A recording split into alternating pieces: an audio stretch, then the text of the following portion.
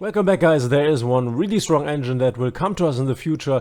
It has just been released or will release in a few weeks in the TCG from the new set Age of Overlord, where there are a lot of interesting cards in there. You might have already seen these cards, but for those of you who did not, I wanted to show you the cards, the new Horus cards, which are the Imseti, the Kebeshnuev, whatever, the Happy and the Duamutef, also the King Sarcophagus and the Canopic Protector. So this is a package that was released in Age of Overlord and in the OCG right now, where there is already this package there. A lot of people are playing this package in their decks and it's super strong, and today we will find out why this also will change the game once it comes to Master Duel. So what are these cards doing and how are these cards played? So normally the package is played with 3 Imseti as a starter.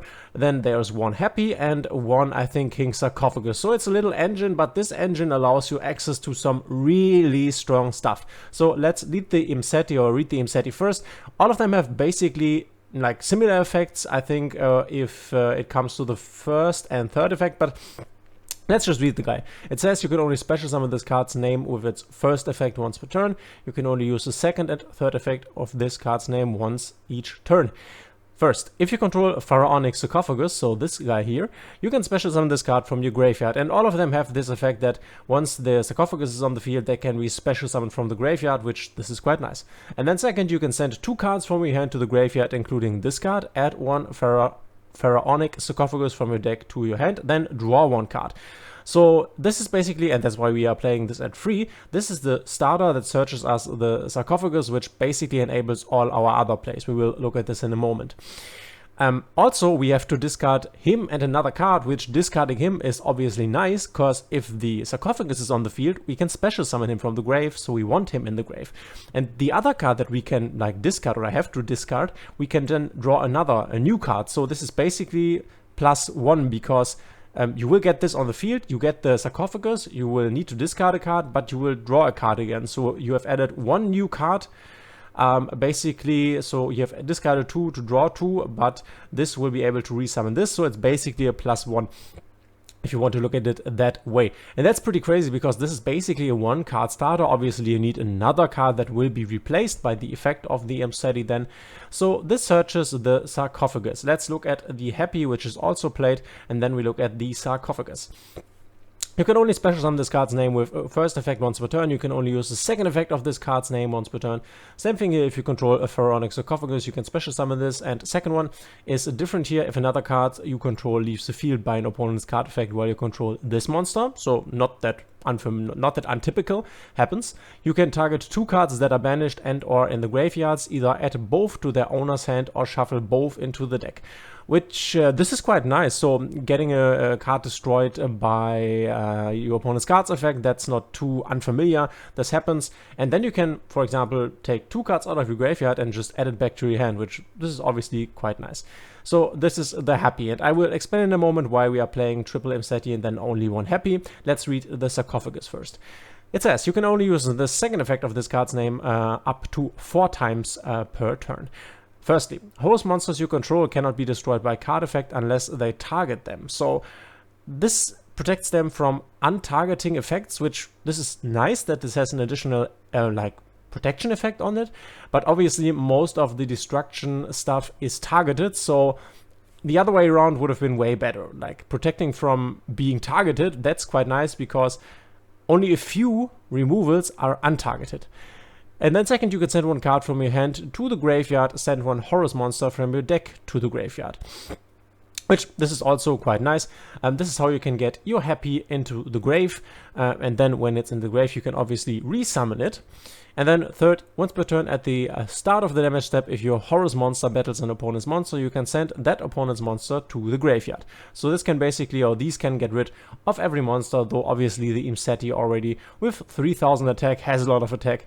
But yeah, I will explain to you what you will do in a moment, but let's first read the other ones that are not used right now. Maybe they will be used in the future when more support for this now only little engine will come out. The Quebezenuef. Let's read the guide.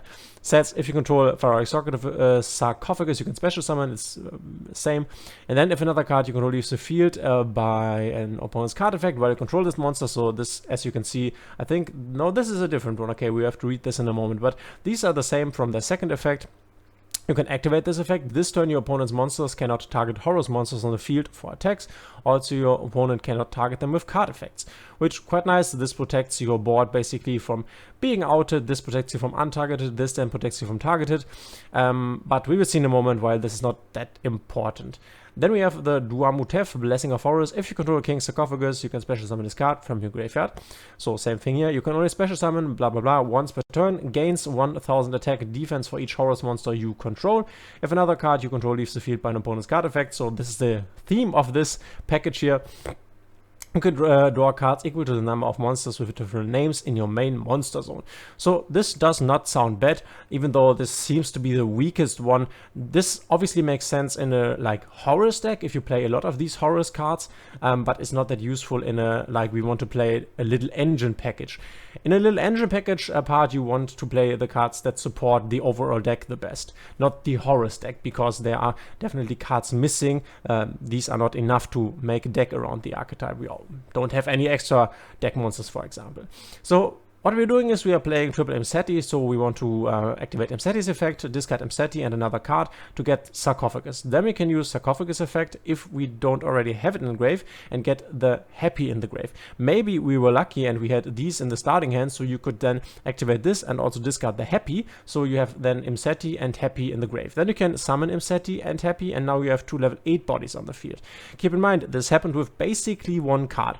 Obviously, if you do not have the Happy, then you will need to discard one additional card, so it's basically this one and one additional discard, because the other one replaces itself. Could also be this one, then you are basically going +1. Would even better if you can discard this here from the Mseti, but maybe you don't have it on your starting hand. And what's the thing? Why is this so useful? Why is this strong? So having 2 level 8 bodies on the field enables you to go into a lot of XYZ's level 8 monsters, and typically the higher up you go with the XYZs, they get stronger, right? Because it's harder to get 2 level 8 monsters on the field than it is to get 2 level 4 monsters on the field, because they can theoretically be normal summoned, right? I mean, in today's Yu-Gi-Oh! It's way easier to get also level 8 monsters on the field, but that's the idea. So basically for one card, the Mseti, you can get into a really, really strong negate. For example, you could get into the Hope Harbinger Dragon Titanic Galaxy, which obviously is quite nice. It's a spell trap negate, and then it can also, and then it attaches these cards as material, and it can also redirect an attack to this card. And then you can also, third effect, if a face-up XYZ monster you control is destroyed by battle card effect, you can target one face-up XYZ monster you control, it gains attack of the destroyed. So not that important, but this is a spell trap negate, which can also redirect attacks. Pretty strong, big body here, and you can basically go into this for only one card in your hand. So just imagine you have a strong hand. Let's say you have, I don't know, you have Sprite, and then you play Sprite, you have your big Sprite board, and because you had one Mseti in the hand, so this guy here, the good old Mseti, because you had one of these in the hand, you can then go into another level rank 8 monster. You could also go for something like the number 23 Lancelot, which then says this card can attack your opponent directly while it has XYZ materials. When this card inflicts battle damage to your opponent, you can target one face-up monster your opponent controls, destroys it.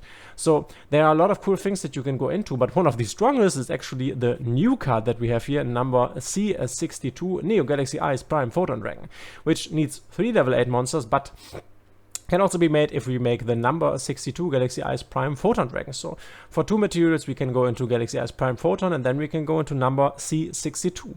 You can also XYZ summon this card by using number 62 Galaxy Eyes Prime Photon Dragon. So this is basically an upgrade because it has the C, and this is the original 62.